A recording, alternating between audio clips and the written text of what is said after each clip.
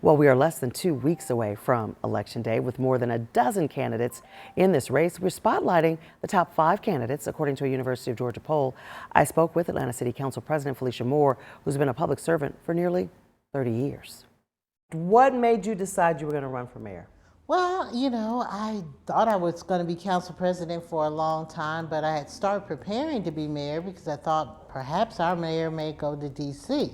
And of course, being the president of council, that meant I had to be mayor. While Mayor Lance Bottoms did not go to the nation's capital, she did decide not to seek a second term as mayor. So what is the first issue you would tackle as mayor of the city of Atlanta? Well, of course, crime is number one, so there are a lot of things on that list that I want to tackle.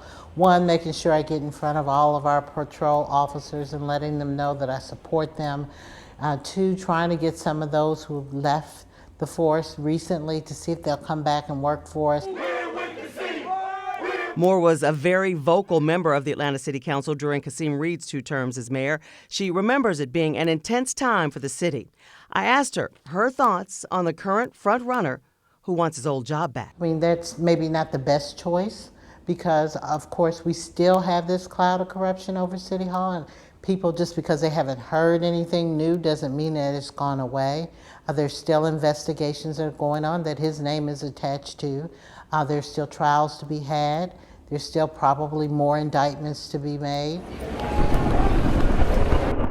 We almost lost our airport because of the administration, the previous administration. And to date, we have spent $30 million and counting just responding to these allegations for outside counsel.